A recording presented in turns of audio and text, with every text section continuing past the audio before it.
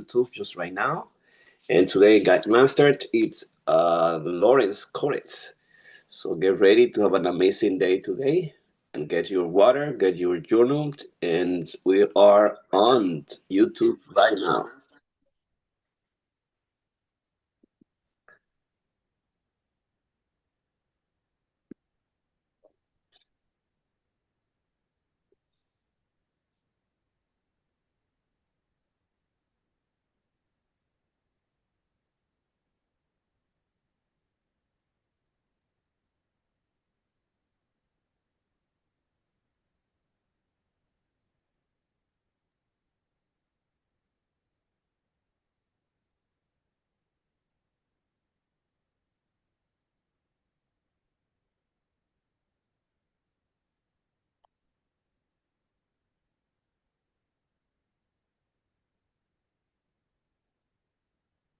Okay, we're going to do the Lucy Osborne one that says be more productive. I don't, I don't, I'm seeing that as new. So hopefully that's correct.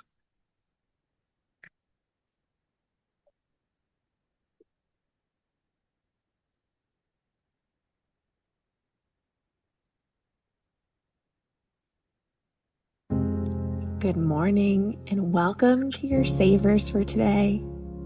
My name is Lucy Osborne, and today we are focusing on being more productive. And we're doing it from the inside out. So we're starting with meditation. Get yourself into a position either seated or laying down where you can fully surrender the physical. Focus on the emotional, spiritual, and mental. Close your eyes.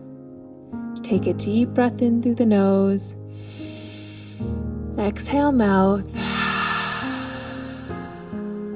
Inhale, nose. Exhale. Keep breathing in through the nose and out through the mouth at your own deep rhythm. With each inhale, imagine that you're inhaling self-confidence, assurance, persistence, willingness. And with each exhale, you're releasing the need to be perfect, releasing perfection. Perfection itself can be the largest obstacle to actually getting something done. So here in this moment, in this space, inhale self-love, exhale perfection, inhale capability, exhale perfection, inhale acceptance, exhale perfection. Inhale inspiration. Exhale perfection. And let any notion that what you do needs to be absolutely perfect, let that release. Let that leave your consciousness, leave your belief system. Let it go. Let it go. Today we're focusing on progress, on steps forward, on taking action, and releasing the need for them to be or look or sound like what anyone else thinks they should be. Release.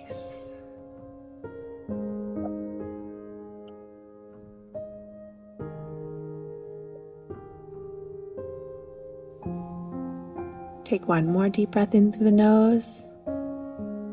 Exhale through the mouth.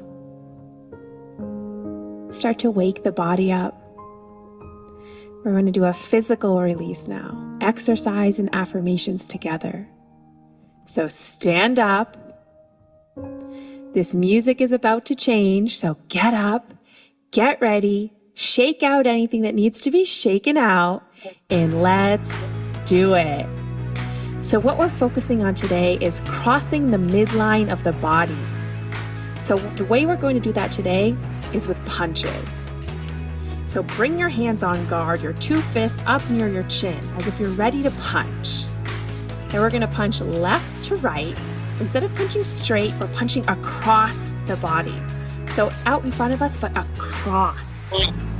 Punch, punch, punch, punch, punch, punch. Good. Keep going.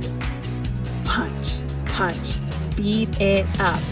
Punch, punch, punch, punch, punch, punch, punch, punch. Good. You're alternating arms, getting a nice twist in the body, crossing the midline of your body. And what that does is it hones your attention. It brings the right and left brain together, allows you to be more productive. Keep those punches going. Punch, punch, punch, punch, punch, punch, punch. Keep going. Repeat after me. I am disciplined and focused. I embrace my progress. I take inspired action. I am worthy of success. I am disciplined and focused. I embrace my progress. I take inspired action. I am worthy of success. Now keep the same motion of the arm, the same punch, but open the fist so you have an open palm. So instead of punching now, it's like you're reaching. Reach, reach, reach. Not straight out ahead of you, but still across the body, like you're making an X if your arms were to meet. Reach, reach, reach, reach, reach, reach, reach. And again, repeat. I'm disciplined and focused. I embrace my progress. I take inspired action. I am worthy of success. I am disciplined and focused. I embrace my progress. I take inspired action. I am worthy of success. I am disciplined and focused. I embrace my progress. I take inspired action. I am worthy of success. Now shake it out. Shake it out. We're going back to that idea of releasing perfection. So shake, shake, shake, shake, shake, shake. Your arms, your legs, shake it out. Your whole body, shake it out. Release, release, release. You're disciplined and focused, embracing your progress, taking inspired action because you're worthy of success. Good job. Good job. Now, as you cool down, I'm going to read to you excerpts from Atomic Habits by James Clear. After this, we'll go into writing. So find your way to wherever you'll write, and while you're doing that, I'm going to read to you. James Clear writes, "All big things come from small beginnings. The seed of every habit is a single tiny decision. But as that decision is repeated, a habit sprouts and grows stronger. Roots entrench themselves and branches grow. The task of breaking a bad habit is like uprooting a powerful oak within us. And the task of building a good habit is like cultivating a delicate flower one day at a time. It's easy to get bogged down trying to find the optimal plan for change. The fastest way to lose weight, the best program to build muscle, the perfect idea for a side hustle. We're so focused on figuring out the best approach that we never get around to taking action. As Voltaire once wrote, the best is the enemy of the good. Goals are good for setting a direction, but systems are best for making progress. You do not rise to the level of your goals, you fall to the level of your systems. Every action you take is a vote for the type of person you wish to become. No single instance will transform your beliefs, but as the votes build up, so does the evidence of your new identity. This is one reason why meaningful change does not require radical change. Small habits can make a meaningful difference by providing evidence of a new identity. And if a change is meaningful, it is actually big. That's the paradox of making small improvements. When you fall in love with the process rather than the product, you don't have to wait to give yourself permission to be happy. You can be satisfied anytime your system is running. So let's get a system in place. Grab that journal and your pen or pencil. And get ready for the last S in your savers, your scribing, your writing, your journaling. Open up to a clean page and make a list of what you want to accomplish today. You're here to be more productive. What would that look like? What do you want to do? What do you want to start finally? What do you want to make more progress in? What would you like to finish? Make a list of what you want to accomplish today.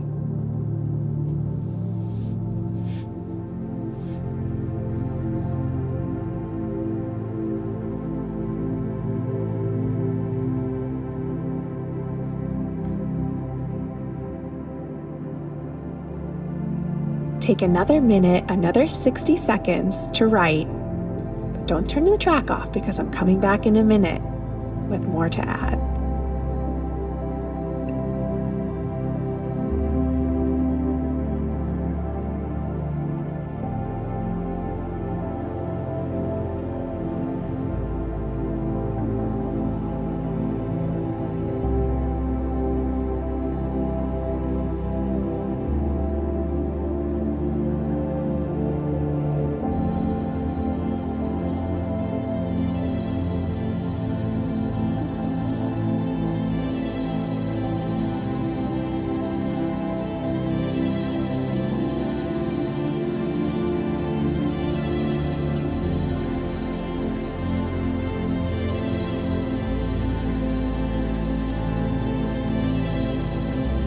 So do you have your list of at least a few things you want to accomplish today? Take a look at that list and identify the most important thing. Which of these is the most important thing, will have the most significant impact on the rest of my day and my life? And once you've identified it, what's your system? What's your plan? How will you get it done? What's step 1, then step 2, then step 3? Write a plan. Make a system.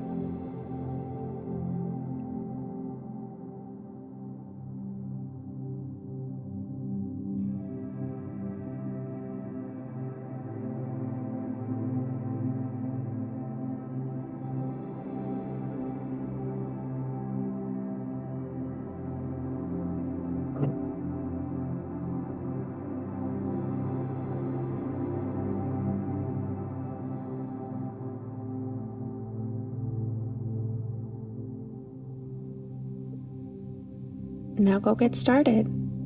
You can already check your savers off that to-do list because your morning practice is done. Have a great day, and we'll see you tomorrow.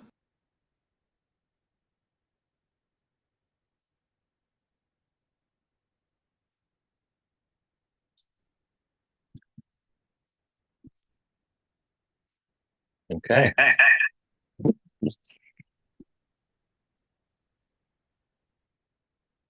Okay. Now I'm back normal me, hopefully not echoey now. Can you hear me okay? Yep. Okay, great. So that was Lucy Osborne from the Miracle Morning app. And so her scribing question is, what do I want to accomplish today? So let's go around, or I'll start first. Okay. What do I want to accomplish today? So I put complete tax information. I have already gotten that to my accountant person, but I have to follow up and review and check in with him on some stuff. Complete review of new proposals. that's something I need to do for work. And I'm working on setting up a more robust financial system for myself. So that's something I want to get started on, get completed today. Um, so that's a lot of big things. Some of them I've been working on for a while. So keep making improvements. All right, let's go around and see. How about Stephen? What do you have on what improvements do you want to make today? Good morning, everybody. Good morning, man. Good morning. Yes, sir. Today, I want to organize my office. Also, I want to clean out my work truck. Um, and also, make a list of my top priorities for the day. We have a long list of things that need to be accomplished in a short amount of time. So I need to prioritize my list to see what needs to be done first and knock it out. Thank you. Terrific. Candido, are you there? Yes, good morning. Good morning. What I wanna accomplish today is keep my mimic fasting, keep watching my videos of trading. I gonna make a business about noon with a friend. Keep reading a book of No Excuses of Brian Tracy. They organize my room. Awesome. That's a lot all in one day. So Yes. sometimes, I mean, I want to add sort of my 2 cents with this. Sometimes if you try and, let's say if you have 15 things you want to get done, sometimes it can be more challenging if you try and get it all done in one day. So sometimes I found it's better to try and do less stuff and then actually get it done. So I guess that's just a little bit of advice that I have. Um, Rosara, how about yourself? Good morning. How are you? Hey, good morning, everyone. Okay, the things that I need to do today. Okay, let me see. I started listed into a book, The Next Conversation, and actually I fell asleep last night. So I want to continue listening to another chapter of that book. Okay, I want to organize my clothes, my space a little bit more. Take out some clothes that doesn't fit and just organize the clothes section and continue studying and writing and growing for several projects that I begin. And they are like ongoing. And I added something of fun, with someone, make a phone call of somebody that I haven't spoken to in a while. Nice. That sounds like a great list. Let's go to Henry. Hey everybody, good morning. Good morning. So I have two things, but today I'm gonna focus on getting better physically. I have this high rocks race coming up in Barcelona, and I've been under the weather for the past few weeks, and I've been trying to handle this myself, but I realized that I'm gonna go to the doctor, make sure I get this resolved. I have this small little cough. So I'm gonna focus on doing that today. I have a 5K on Thursday and just continue to train. That's my system for this race on Barcelona. But putting my health first. It's my goal today so I could target this little What call. what's the date of the race? The date is the 25th of April, and I'm going to Barcelona the 12th, coming back the 27th. Oh, that sounds amazing. Yeah, thank you, man. Okay, cool. Let's go, Henry. You got it. You got it. Sir. That's really important to take care of your health. So that's good that you're going to go get checked out. Thank you. Gregory, how about yourself?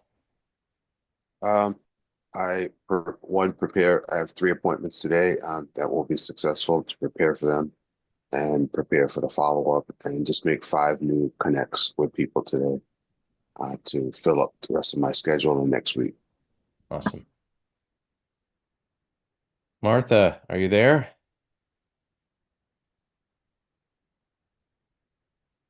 Yes. There Good she is. morning. Good morning. Good morning. How are you? Hi, fine. Good to see you. Good to see you too. I have a planning to continue to organize my house. To yesterday, I did in a lot.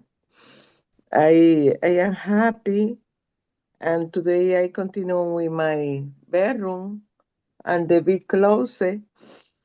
And also, I go to Apple Store with my computer because s- a a long time I don't use the computer because the telephone, the cell phone is so good. You know, I has everything over there, and but I has to go to Apple Store and The the computer 70. needs a checkup. Yeah. Okay. Oh, I has to go there. And also, some friend of mine passed away, the poet, and today is the funeral. I go So, to the funeral. sorry to hear that. Yeah, yeah. He passed away de repente. He was fine Saturday, and then he passed away Sunday. The people surprised. Said they had attack. Um, and I has to also be with some friend of mine who coming from Florida, and I has to help you her to do something that she wanted. I help you. Very busy Yeah. day. Again, my condolences, Martha. Oh, thank you. Yeah, I very sad Yeah. because he look nice and he a lot of everybody love him and he is good poetry and politic man with strong idea. Yes, I see. Okay, Thank you for sharing. thank you. Mm-hmm. Victor, good morning. Good morning. Um, so today I want to create a system for cranking out 10 to 20 job applications regularly each day. I also want to carve out half hour each day for creativity and identify or cultivate something that I can build for myself. I want to take baby steps towards actually weaning myself off of employers. Nice. Andy, Good morning. good morning. Morning. Um, Today, my goal is to complete my wife's business monthly budget and completely organize her inventory. If I can get this done, this will help me streamline her business and help me focus on my own. What's her business?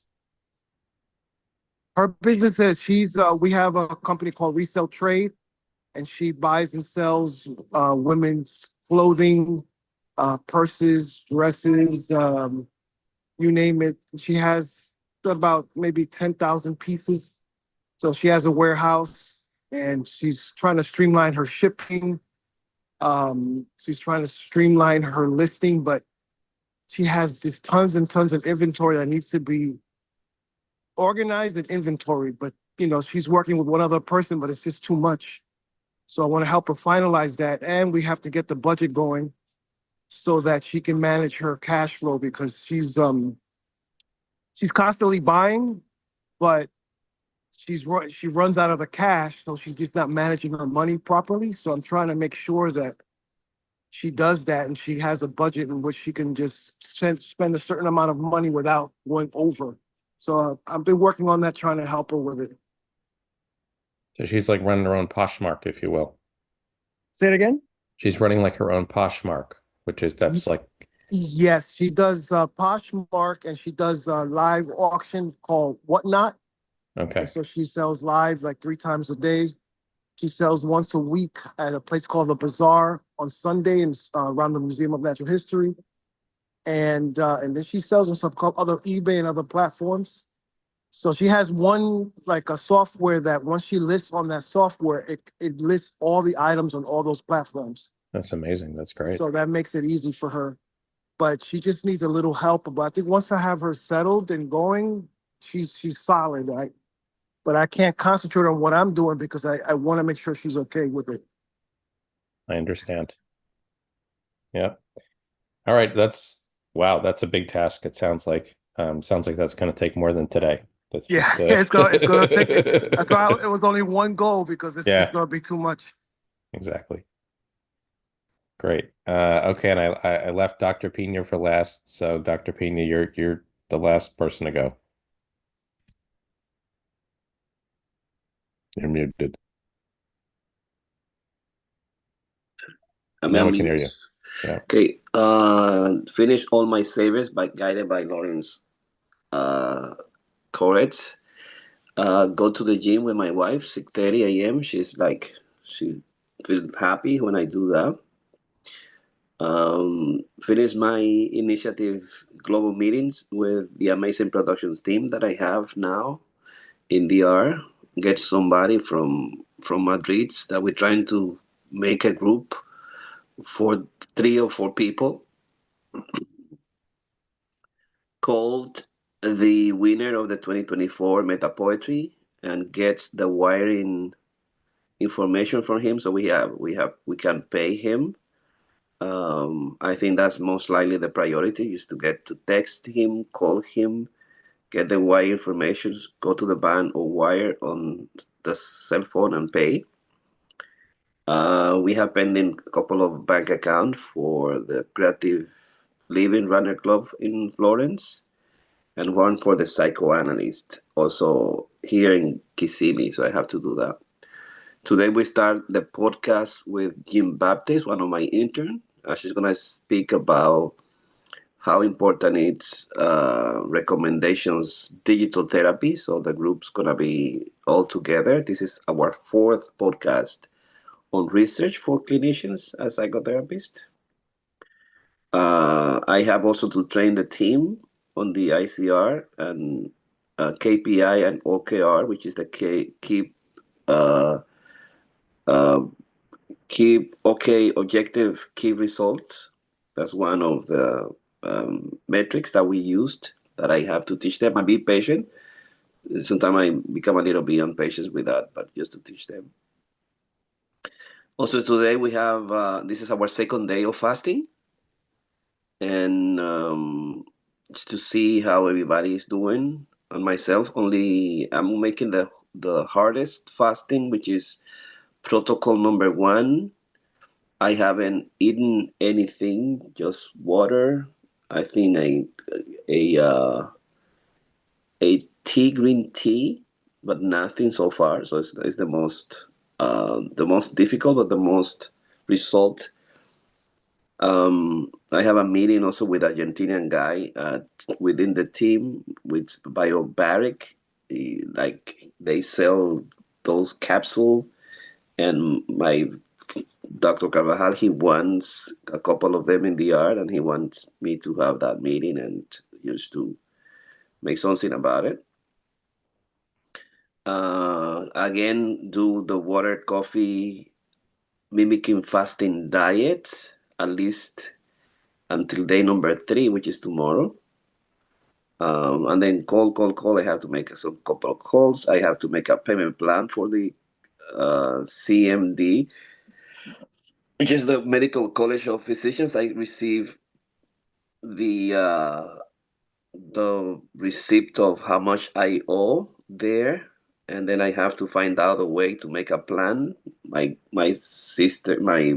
son told me about it.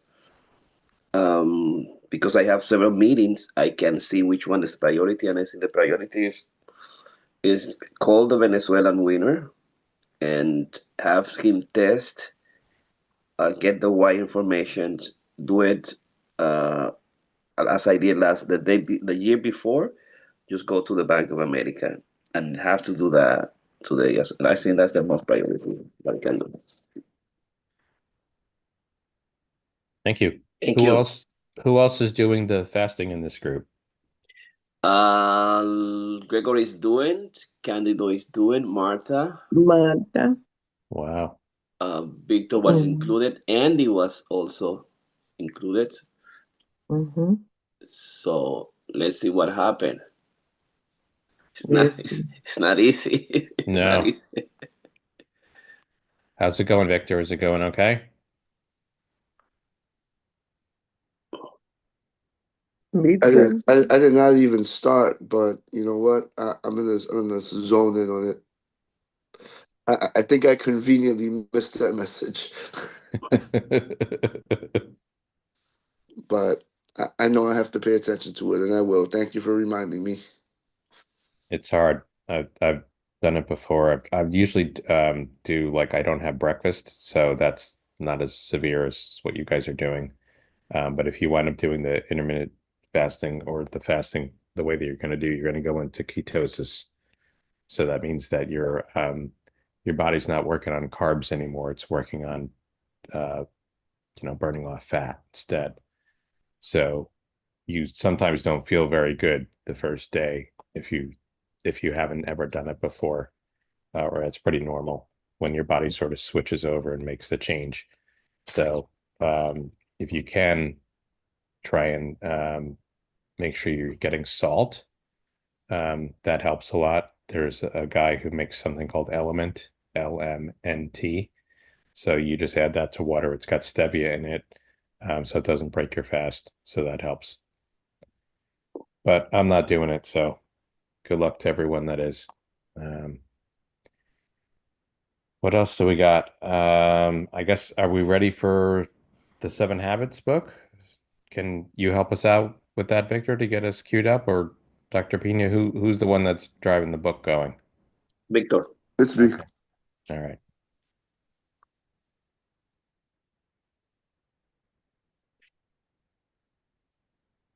I need power. Do I still have it? No, I don't.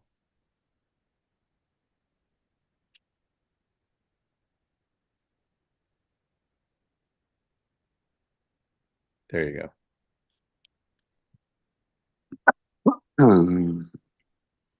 Speaking of coughs, Henry, I've had a cough like for 10 days.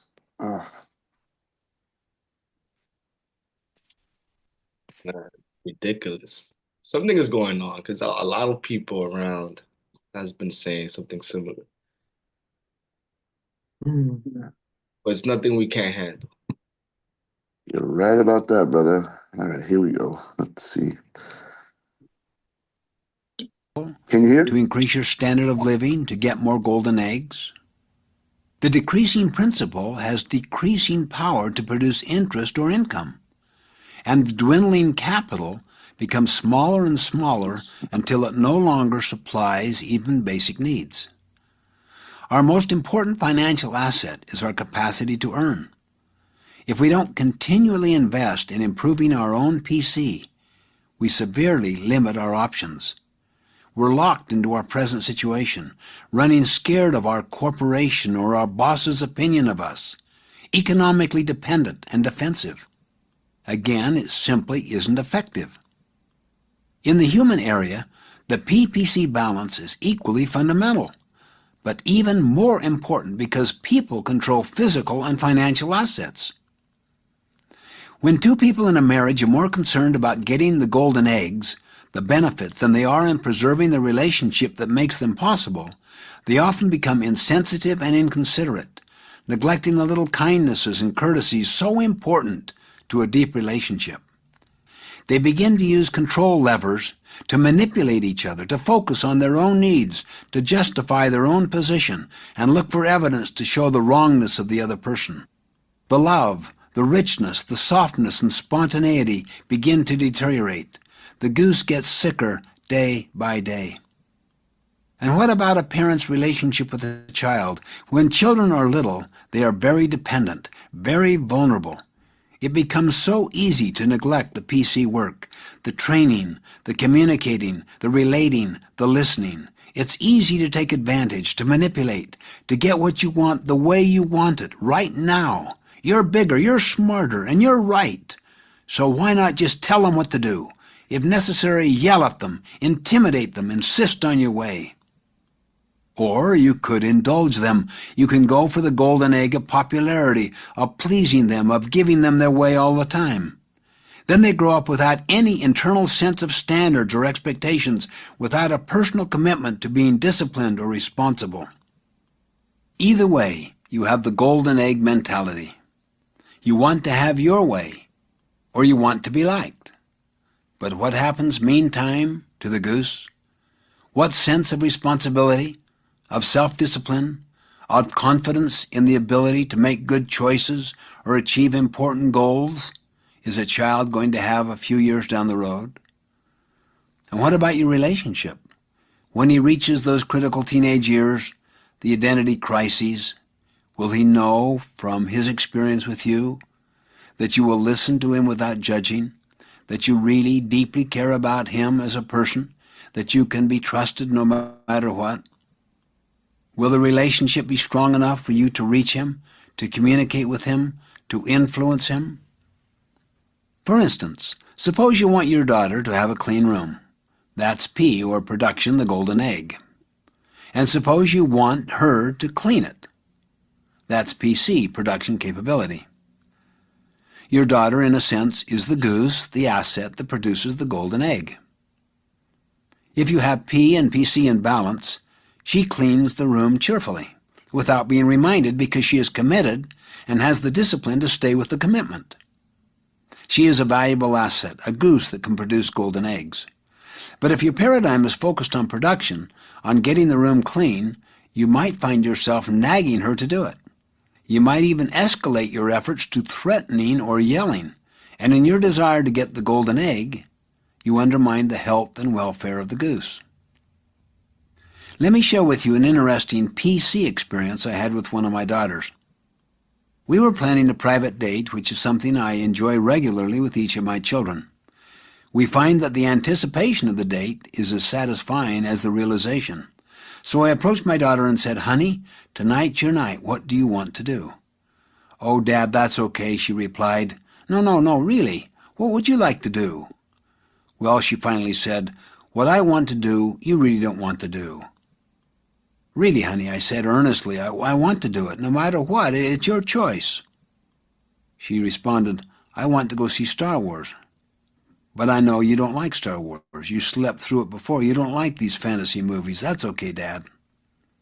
"No, honey, if that's what you'd like to do, I'd like to do it." "Dad, don't worry about it. We don't always have to have this date." She paused and then added, "But you know why you don't like Star Wars? It's because you don't understand the philosophy and training of a Jedi Knight." "What?"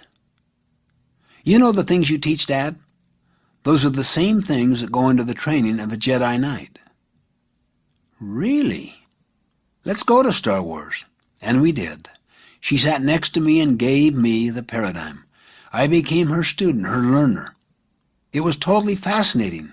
I could begin to see, out of a new paradigm, the whole way a Jedi Knight's basic philosophy and training is manifested in different circumstances. That experience was not a planned P experience. It was the serendipitous fruit of a PC investment. It was bonding and very satisfying. But we enjoyed golden eggs too, as the goose, that is, the quality of our relationship, was significantly fed. Organizational PC.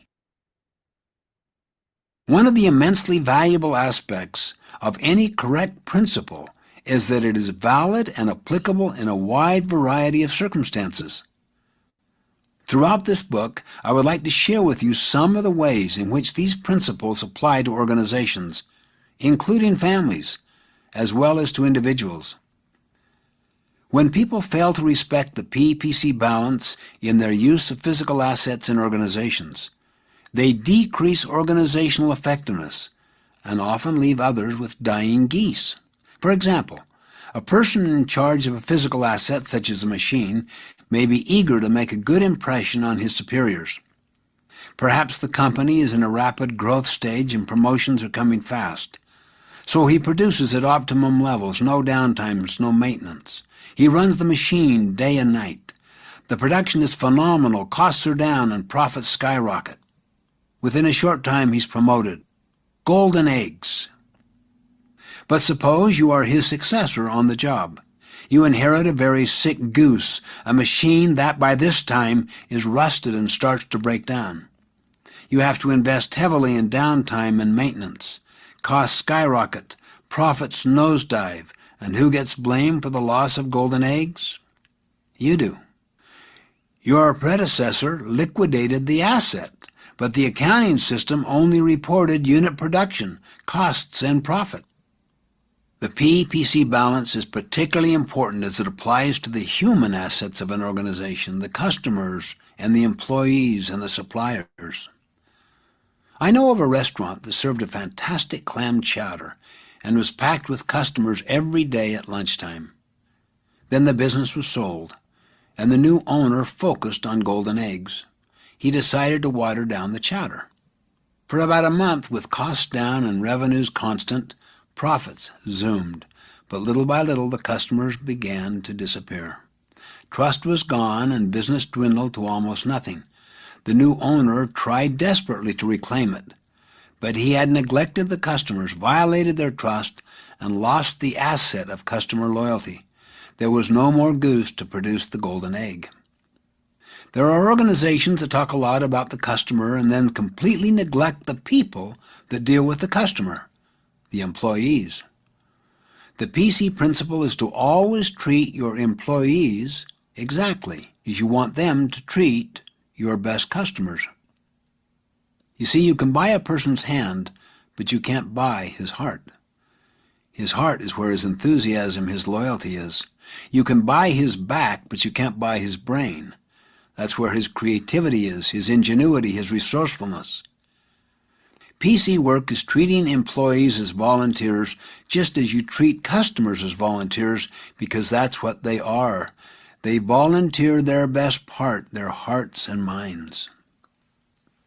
I was in a group once when someone asked, "How do you shape up lazy and incompetent employees?" Another man responded, "Drop hand grenades." Several others cheered that kind of macho management talk, that shape up or ship out supervision approach. But another person in the group asked, "Who picks up the pieces?" "No pieces." "Well, why don't you just do that to your customers?" the other man replied. "Just say, 'Listen, if you're not interested in buying, you can just ship out of this place.'" The other responded, "You can't do that to customers." "Well, how come you can do it to employees?" "Because they are in your employ." "I see. Are your employees devoted to you? Do they work hard? How's your turnover?" The response, "Are you kidding? You can't find good people these days. There's too much turnover, absenteeism, moonlighting. People don't care anymore." That focus on golden eggs, that attitude, that paradigm is totally inadequate to tap into the powerful energies of the mind and heart of another person. A short-term bottom line is important, but it isn't all important. Effectiveness lies in the balance. Excessive focus on P or production results in ruined health, worn-out machines, depleted bank accounts, and broken relationships. Similarly, too much focus on PC production capability is like a person who runs 3 or 4 hours a day, bragging about the extra 10 years of life it creates, unaware he's spending them running. Or a person endlessly going to school, never producing, living on other people's golden eggs, the eternal student syndrome. To maintain the wise P-PC balance, the balance between the golden eggs or production and the health and welfare of the goose production capability, is often a difficult judgment call. But I suggest it is the very essence of effectiveness. It balances short-term with long-term. It balances going for the grade and paying the price to get an education. It balances the desire to have a room clean and the building of a relationship in which the child is internally committed to do it, cheerfully, willingly, without external supervision. It's a principle you can see validated in your own life when you burn the candle at both ends to get more golden eggs and wind up sick or exhausted, burned out, unable to produce any at all, or when you get a good night's sleep and wake up ready to produce throughout the day. You can see it when you press to get your own way with someone and somehow feel an emptiness in the relationship, or when you really take time to invest in a relationship and you find the desire and ability to work together, to communicate, takes a quantum leap. The P-PC balance is the very essence of effectiveness. It's validated in every arena of life. We can work with it or against it, but it's there.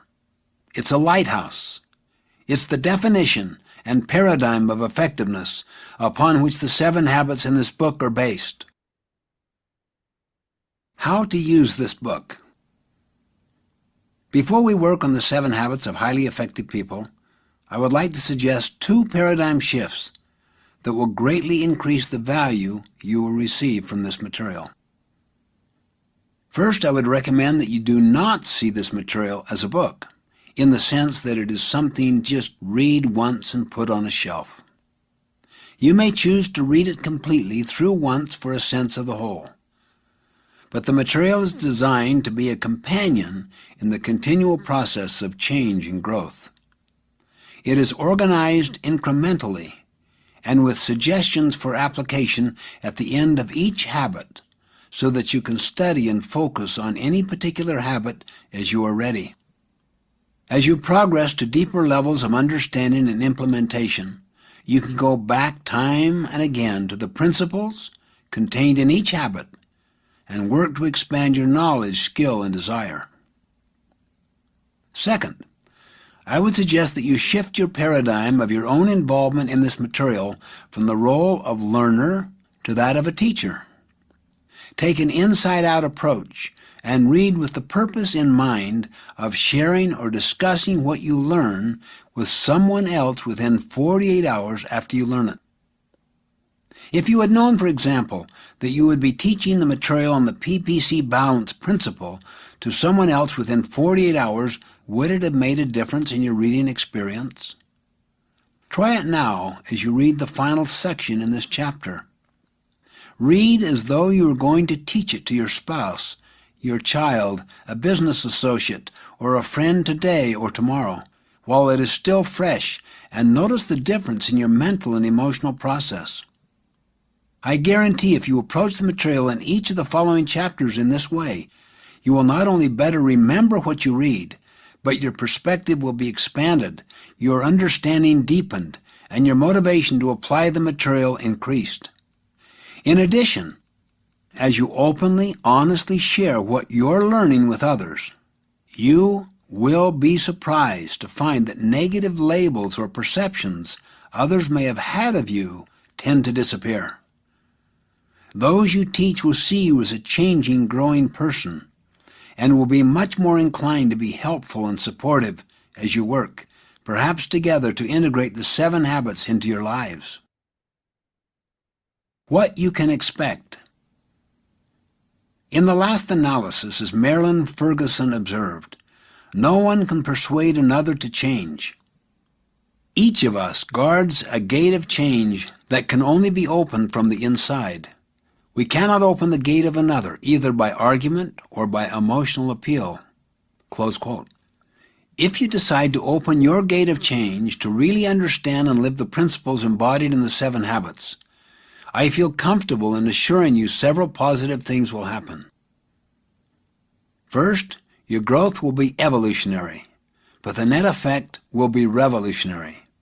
Would you not agree that the PPC balance principle alone, if fully lived, would transform most individuals and organizations? The net effect of opening the gate of change to the first 3 habits, called the habits of private victory, will be significantly increased self-confidence. You will come to know yourself in a deeper, more meaningful way, your nature, your deepest values, and your unique contribution capacity. As you live your values, your sense of identity, integrity, control, and inner directiveness will infuse you with both exhilaration and peace. You will define yourself from within, rather than by people's opinions or by comparisons to others. Wrong and right will have little to do with being found out. Ironically, you'll find that as you care less about what others think of you, you will care more about what others think of themselves and their worlds, including their relationships with you. You'll no longer build your emotional life on other people's weaknesses. In addition, you'll find it easier and more desirable to change because there is something, some deep core within that is essentially changeless. As you open yourself to the next three habits, the habits of public victory, that is, habits 4, 5, and 6, you will discover and unleash both the desire and the resources to heal and rebuild important relationships that have deteriorated or even broken. Good relationships will improve, become deeper, more solid, more creative, and more adventuresome. The seventh habit, if deeply internalized, will renew the first 6 and will make you truly independent and capable of effective interdependence. Through it, you can charge your own batteries. So whatever your present situation, I assure you that you are not your habits. You can replace old patterns of self-defeating behavior with new patterns, new habits of effectiveness, happiness, and trust-based relationships. With genuine caring, I encourage you to open the gate of change and growth as you study these habits. Be patient with yourself. Self-growth is tender. It's holy ground. There's no greater investment. It's obviously not a quick fix, but I assure you, you will feel benefits and you will see immediate payoffs that will be encouraging to you. In the words of Thomas Paine, that which we obtain too easily, we esteem too lightly. It is dearness only which gives everything its value.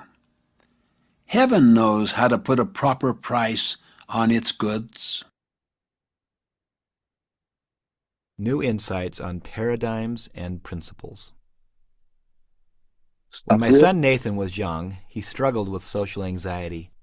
Consequently, he missed a lot of school during his early elementary years. I remember trying Dr. to P, get you him want me out to of the stop it car here? one morning when he was a first grader. I had to pry his fingers one by one off the car seat and hand him to the principal. The principal, who had come out of the school to meet me in the parking lot, threw Nathan over his shoulder and carried him into the school, while Nathan was slugging him in the back. I got in my car and cried. In second grade, I persuaded Nathan to play baseball. When we arrived at the first practice and he saw the other players and the coach, he got so frightened that he flopped on the ground and played dead, inspired by books we'd read about surviving bear attacks. I tried to get him off the grass, but he wouldn't move. The coach Eating tried to you alive? persuade him, but he Do you want me to stop it there? Yeah, let's stop it Okay. right there because that's a new. Yeah, I was trying to stop it. My phone was acting up. The grandma. It was the bear attack.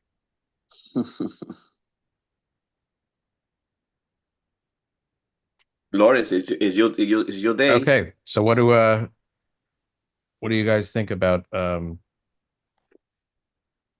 reading by Dr. Covey today, or the book? Anybody have any comments they want to add?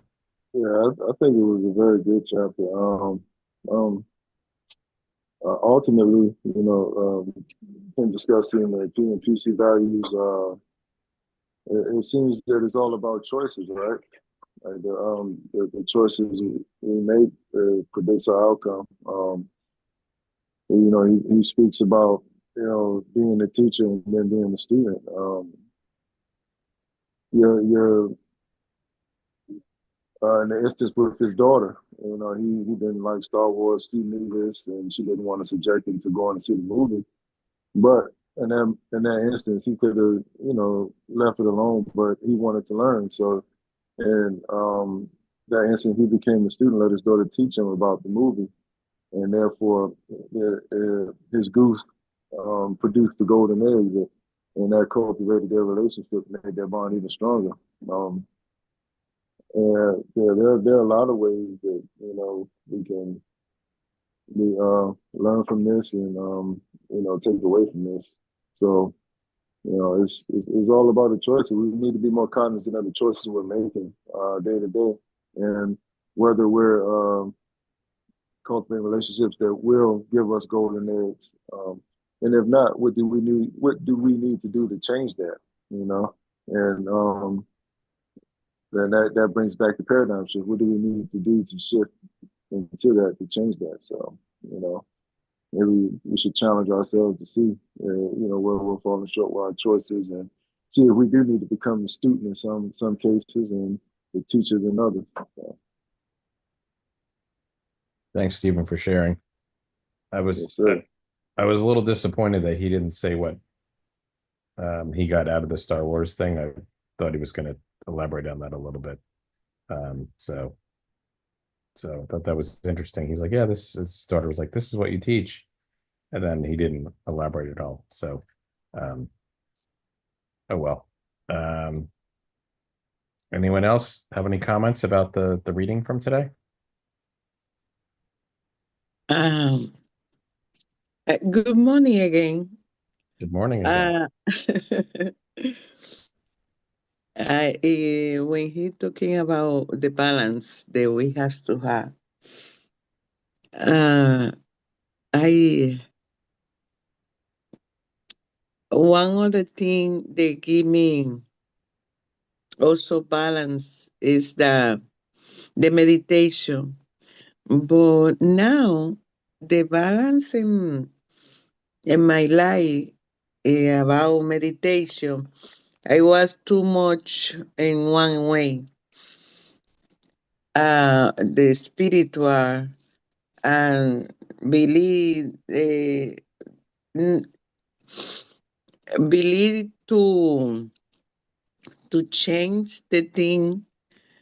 But now with this practice and another also learning that I have, I feel it more in balance. And little by little, I I do the thing that I has to do every day, especially to working with the thing that I need to throw away. Um, Also the when you teach something, you learn twice. The more I like the idea that he say when you teach what you do about the seven uh, effective the book that we're reading. And this is very really good when we have a chapter and then we teach or talking with somebody, they help us to keep in the learning more fresh, and then reading again. I did in that, but now I did it again with this book. The um, that's it. It's okay. I will put it there in practice. And yesterday, I don't know, I don't know where the energy coming from, but really, I did a lot of thing. Uh, the thing the vitamin, but I made the video to you because this change is so good. Thank you. We have to practice while we're learning. Mm-hmm. Okay. Thanks, Martha. Does any Okay. does anyone else, as he mentioned, Martha just mentioned, does anyone else teach other folks? I know Andy definitely does because he's a coach, and I know Dr. Pena does as well. But do other people have that experience? Excuse me, of learning through teaching others? That part right there is that Martha mentioned is really important. It really, really helps me. You learn from any book that you get differently when you try to read it with the intent of teaching it to someone else. And when you do, you pull out the main ideas, you pull out points that you want to make, and you dig in deeper. And I think that it's a great way of looking at the books, even not just this one, like even the ones that we've read before, Atomic Habits and Think and Grow Rich. All those books, if you read them with the intent of teaching others, it's definitely life changing because you really get a lot more out of the book. And this was a reminder to read it with that intent. And this is a great book because it's a book that you have to keep on your shelf. This is not a book that we should read and then just after we read it, we put it to the side. It's a really, really powerful book. I've read it a couple of times, and every time I read it again, there's always something new that I get from it. And he mentions before, I'm not sure if he mentioned in the other chapters, but like really operating with the end in mind, and that's something has stayed with me. Like when I leave this planet, what do I want people to say about me? You know, I used to have a different attitude where it was like, oh, I don't care. Nobody's gonna think about me anyway. But it's not. That's not the right mindset. What do you want to leave to others in this planet? What legacy you want to leave? What do you want people to say? Not just to say it, but because you impacted their lives. And looking at it from that perspective. So I'm looking forward to the other chapters that are coming up. I think it's going to be really powerful and life changing, and just this is a lot to learn in here. So thank you. So Andy, when did that change happen with yourself that you went from I don't care to now I want to leave a lasting legacy? What changed for you? I don't remember exactly when it happened. I used to carry a mindset where it was like, if the day that I pass away or whatever, like I just kept on thinking like people don't really care. I had that in my mind. And so, I thought about like all the other people that have left this planet. And like for example, I think of Martin Luther King. And in order for people to remember him, they have to create the statue, they have to create a holiday, they have to go through all this stuff just to force people to remember him, the impact that he had. So I would have that in my mind that, it really, people are not going to really remember. So don't concern yourself to it. So I had that mindset, like I didn't care if anybody comes to my funeral. It's just a really negative, bad mindset. And I think um, studying the Bible and learning about how Jesus Christ that was impactful because he left a legacy, but it was a legacy of love. And I've mentioned that before, that God's currency is love. And it's like, if you leave that inside of people, you know, you leave that inside of people, that love, that care, that changes the people's lives, and then their lives will impact other lives. And I said, that's what I want to do. I want to do that with my business. I want to help people. I want to show people God's love through my business. I Get want to your be as journal educated as and possible. Away from And us. So, it's all about it. so that was the change. I just don't know when that change happened, but that's what changed my mind and my heart to look at things differently. And this book, has been an influence on me because I've read it before, but it's been an influence on me on how to make those changes. But there was a change. I just don't remember exactly when it happened, but that's the change that happened to me. Thanks. Thank you. That's fantastic. Um, anyone else? I think we got about 5, maybe 4 minutes left.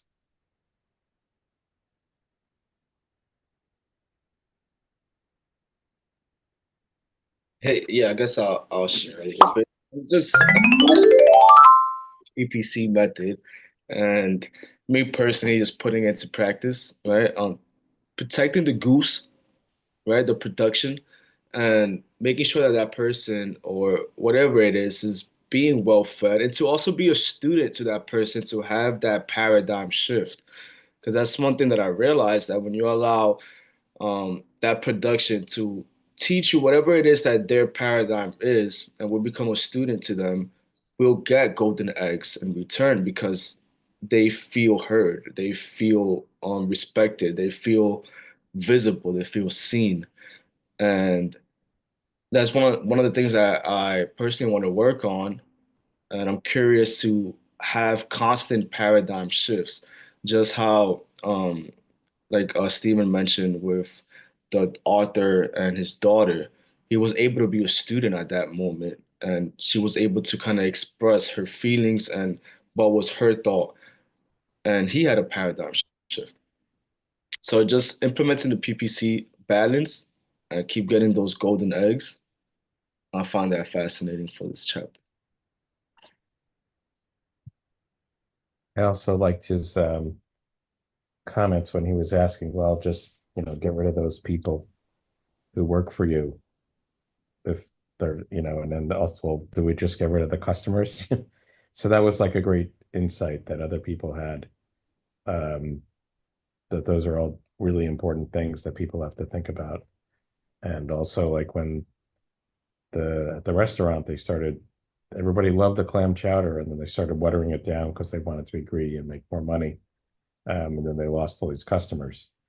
So you can do like these tiny little things that you think that are tiny little changes, but I think if they impact the integrity of what you're doing, people sense that and notice that, and that turns people's minds pretty quickly.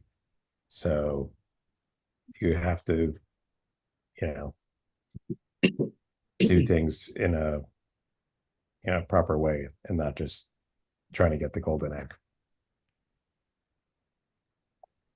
Right now, as I'm, doing this with you, I just keep thinking about this thing that's banging my head right now, requiring me to make a paradigm shift, right? Um, I got a 16-year-old son who's very curious about e-commerce, and he wants to do it, and he's been getting up in the morning to hear these little seminars, and you know and my reaction is like, I don't know a lot about it, but I just find myself trying to protect him from some sort of scam, right?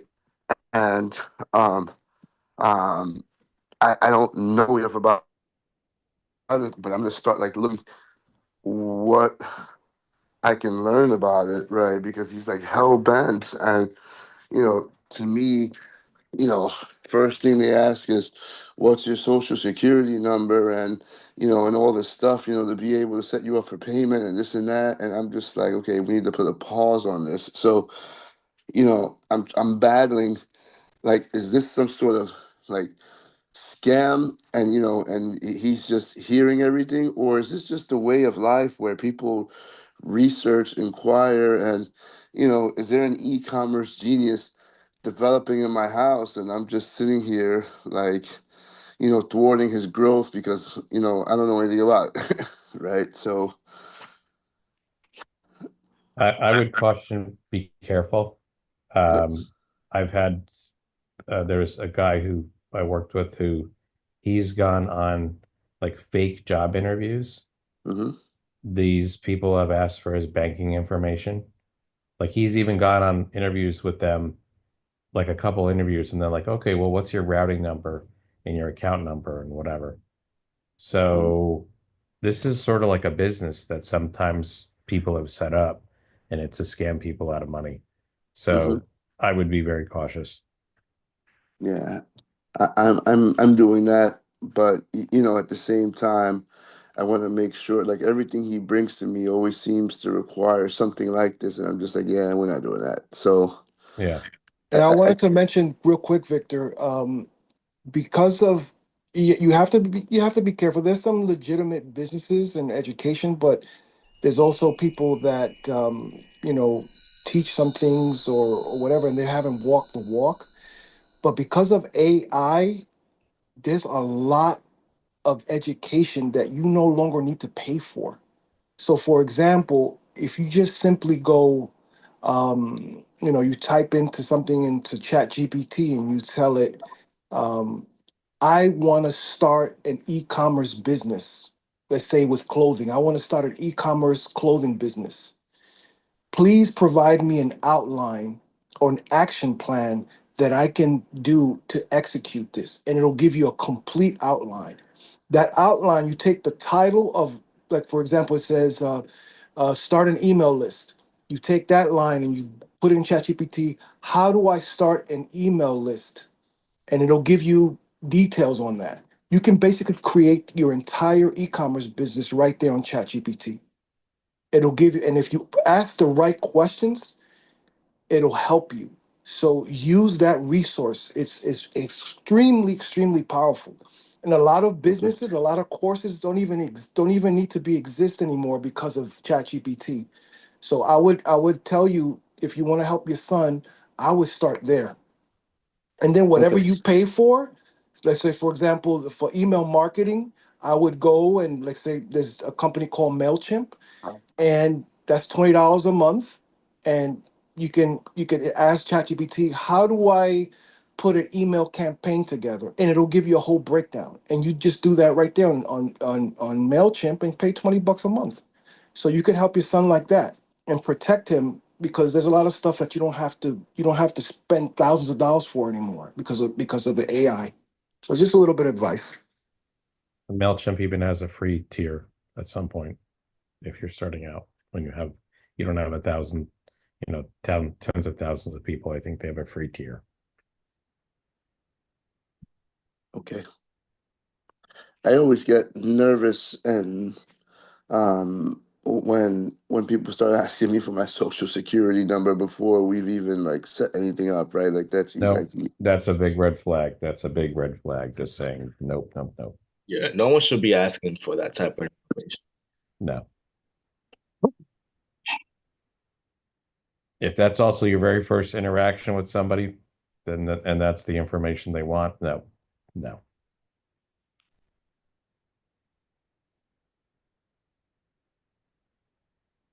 Because that's also a gateway to all the stuff that's out there on the dark web. So cybersecurity wise, there's tens of, I don't even know how many. There's multiple thousands of stuff that's out there on the dark web.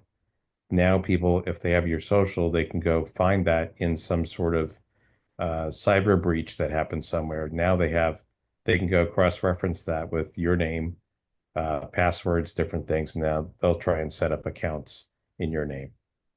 So yeah, that's a big no-no. thank you. Yeah. All right. Who else? We got a minute and a half left.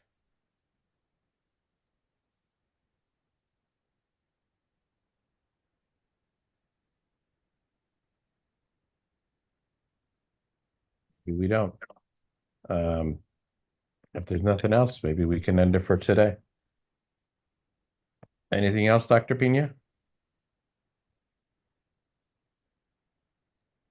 I don't think so. And everybody there, if you have participated, Rosaura, anything else, Rosaura? Let me see. Laurence, Andy, Candido. Candido, anything about the book, Rosaura, before we go? Okay. Hi, everyone. When we talk about the golden eggs, what came to my mind, I mean, many things came to my mind, but one that really stand out is when we study for a test. That becomes the golden egg. We study everything overnight. We start to cram. That's what some high school students normally do. And the goal is to pass the test. And they pass the test, yes, but the long-term effect is that they don't really retain the information. They become stressed.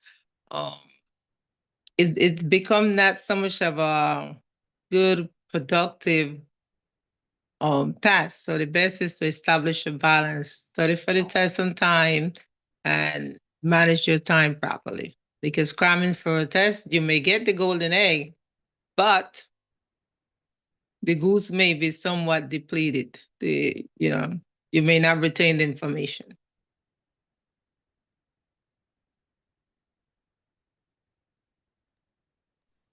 Candido, you want to have the last word? Is Candido there? All right, Laurence, you have the last word. Thank you, everyone, for sharing everything. Appreciate it, and look forward to seeing everyone tomorrow. Who's our leading tomorrow, Dr. Pina? Let me just go check. Hold on, just a minute. I will check it right there. And I think it's tomorrow. It's Wednesday. Steve is for tomorrow. Okay. Well, he's not here, so hopefully he knows about it. All right. Thanks, Good work. everyone. Good work, Hey, Laurence. Thank you. Thank you. All right. Bye-bye. Take care. Bye-bye. Thank you, Laurence.